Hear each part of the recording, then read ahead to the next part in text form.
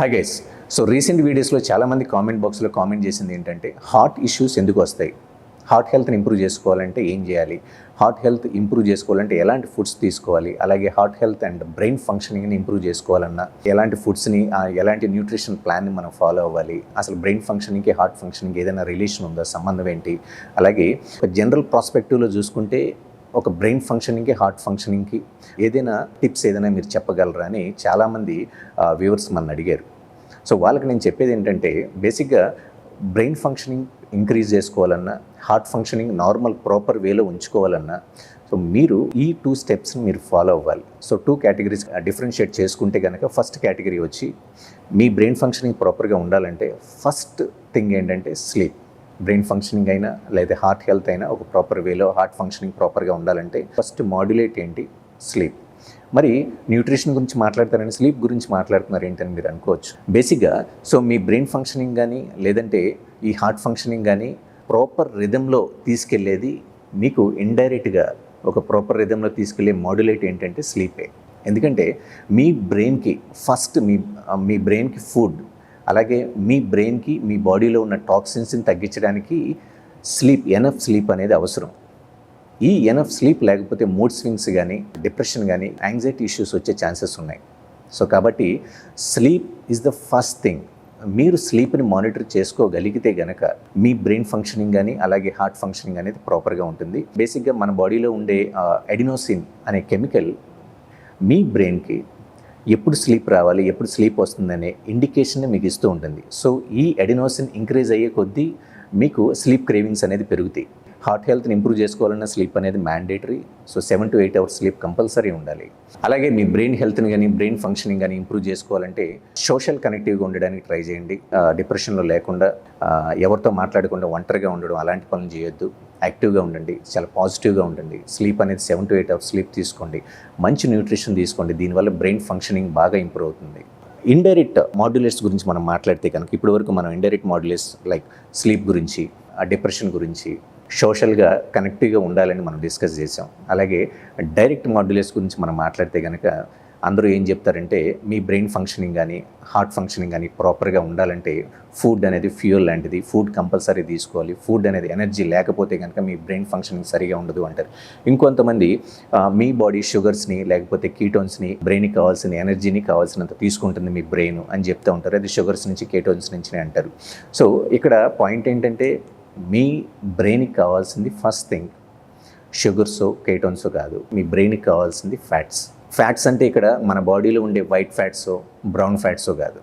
So fats అంటే essential fatty acids, healthy fats, EPA, DHA. ఎందుకంటే మీ బ్రెయిన్లో వాటర్ని తీసేసి పక్కన పెట్టేస్తే అది సెల్స్ కానీ న్యూరాన్స్, బ్రెయిన్ ఇవంతా కూడా ఒక ఫ్యాట్తోనే మేడ్ అయి ఉంది. కాబట్టి సో ఈ ఎసెన్షియల్ ఫ్యాటీ యాసిడ్స్ అనేది మీ బ్రెయిన్ ఫంక్షనింగ్ చాలా బాగా ఇంప్రూవ్ చేస్తాయి. ఎందుకంటే మీ బ్రెయిన్లో ఉన్న 2 థిన్ లేయర్స్, వీటినే స్ట్రక్చరల్ ఫ్యాట్స్ అంటారు. ఈ స్ట్రక్చరల్ ఫ్యాట్స్, మీరు తినే ఫుడ్లో ఉన్న స్ట్రక్చరల్ ఫ్యాట్స్ని సో మీ బ్రెయిన్ కావాల్సినంత తీసుకొని దాన్ని మీకు ఒక పాజిటివ్గా చాలా యాక్టివ్గా ఆలోచించడానికి కావాల్సినంత ఎనర్జీని ఈ స్ట్రక్చరల్ ఫ్యాట్స్ ద్వారానే దొరుకుతాయి. మీరు తీసుకునే ఫుడ్స్లో ఎసెన్షియల్ ఫ్యాట్స్ని అలాగే స్ట్రక్చరల్ ఫ్యాట్స్ ఉండేలాగా చూసుకోండి. సో దీనివల్ల మీ పాజిటివ్ థింకింగ్, మీ డిప్రెషన్ అనేది చాలా వరకు తగ్గుతుంది. చాలా యాక్టివ్గా ఉంటారు, చేసే పనిలో క్వాలిటీ, చాలా ఎనర్జెటిక్గా కూడా ఉంటారు.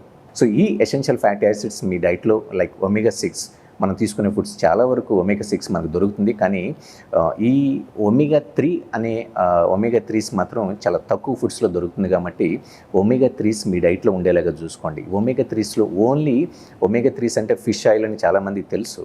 సో దీనివల్ల బ్రెయిన్ ఫంక్షనింగ్ ఒకటే కాదు, హార్ట్ ఫంక్షనింగ్ కూడా చాలా బాగా ఇంప్రూవ్ అవుతుంది. సో హార్ట్ ఇష్యూస్ ఏమైనా ఉన్నా హార్ట్ ఇష్యూస్ రాకుండా మీ ట్రైగ్లిజరైడ్స్ ఏదైతే ఉన్నాయో ట్రైగ్లిజరైడ్స్ని బ్యాలెన్స్ చేయడానికి, లిపిడ్స్ని బ్యాలెన్స్ చేయడానికి, ట్రైగ్లిజరైడ్స్ని తగ్గించడానికి ఈ omega-3s చాలా బాగా హెల్ప్ అవుతాయి.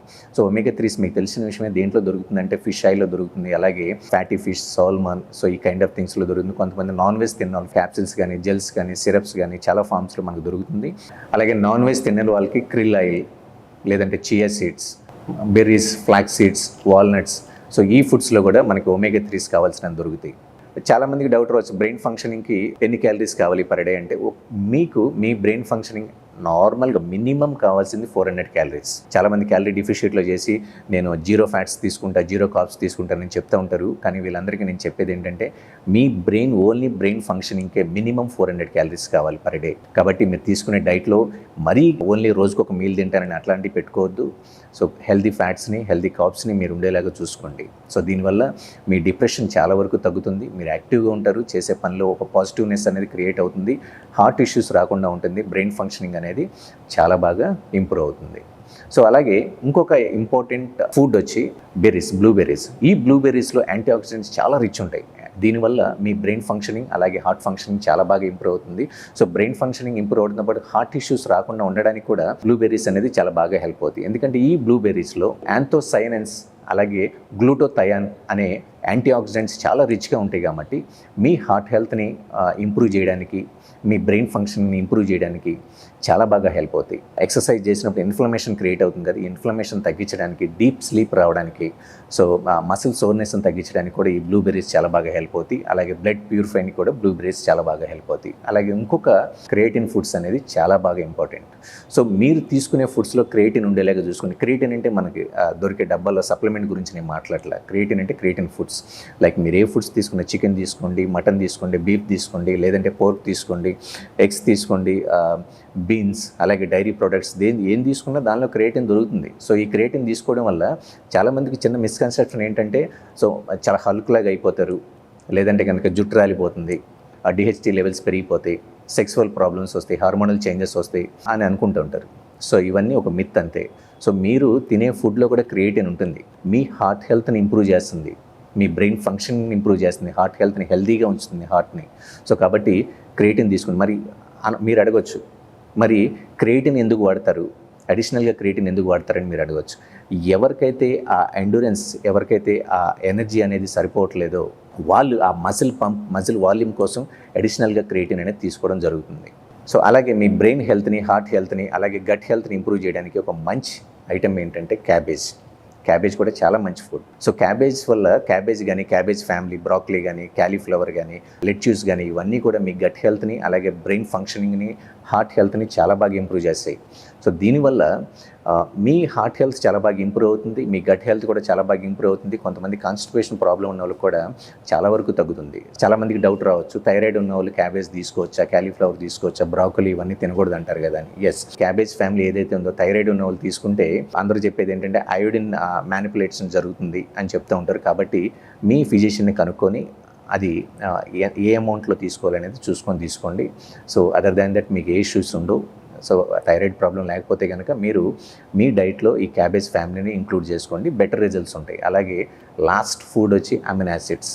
అమినో యాసిడ్స్ ఎందుకు తీసుకోవాలి అంటే కనుక మీ బ్రెయిన్ కానీ, మీ హార్ట్, ఎస్పెషల్లీ హార్ట్ అనేది ఒక ఆర్గాన్, హార్ట్ కూడా ఒక మసిలే. మీ మసిల్స్కి అమినో యాసిడ్స్ అనేది ఎంత ఇంపార్టెంటో మీ హార్ట్ అనే మసిల్ కూడా అమినో యాసిడ్స్ అనేది మీకు అంత ఇంపార్టెంట్. సో మీ హార్ట్ హెల్త్ చాలా స్ట్రాంగ్గా ఉండాలన్నా, హార్ట్ చాలా ప్రాపర్గా వర్క్ అవ్వాలన్నా, హార్ట్ ఫంక్షనింగ్ ప్రాపర్గా వర్క్ అవ్వాలన్నా సరే అమినో యాసిడ్స్ అనేది చాలా ఇంపార్టెంట్. మీరు తీసుకునే ఫుడ్స్లో అమినో యాసిడ్స్ ఉండేలాగా చూసుకోండి. అలాగే మీరు జంక్ ఫుడ్స్ని అవాయిడ్ చేయండి. కంపల్సరీ 7 to 8 hours స్లీప్ ఉండేలాగా చూసుకోండి. ఎక్కువగా లాంగ్ థింకింగ్ ఎక్కువ చేయొద్దు. స్ట్రెస్ని తగ్గించుకోండి. స్ట్రెస్ని తగ్గించుకోవడానికి డైలీ ఒక 20 to 40 minutes ఎక్సర్సైజ్ చేసుకోవడానికి ట్రై చేయండి. అది ఒక స్ట్రెస్ బస్టర్ లాగా హెల్ప్ అవుతుంది. సో దీంతో పాటుగా మీరు ప్రాసెస్డ్ ఫుడ్స్ కానీ, హై అమౌంట్ ఆఫ్ షుగర్స్ని కానీ అవాయిడ్ చేయడానికి ట్రై చేయండి. లేట్ నైట్స్ తొందరగా పడుకోవడానికి ట్రై చేయండి.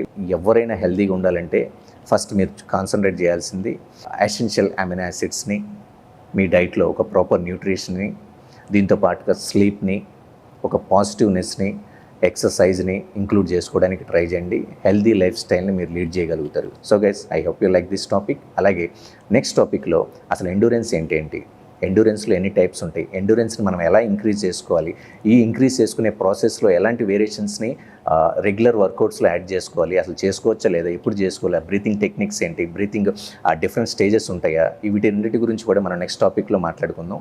సో ఈ టాపిక్ ఎస్పెషల్లీ నాకు తెలిసి ఎవరో కూడా మాట్లాడినట్లేరు. ఎండ్యూరెన్స్ ఫుల్ ఇన్ఫర్మేషన్ ఎండ్యూరెన్స్ గురించి క్లియర్గా డిస్క్రైబ్ చేయబోతున్నా నెక్స్ట్ వీడియోలో. So guys, see you son.